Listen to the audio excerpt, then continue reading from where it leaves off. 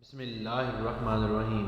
नाज़रीन, बैंगन का भरता बनाकर खाने से खून की कमी दूर होती है।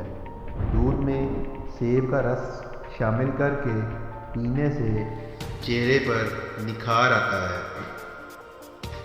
दालचीनी की चाय बनाकर पीने से पेट की रसौली ख़त्म हो जाती है।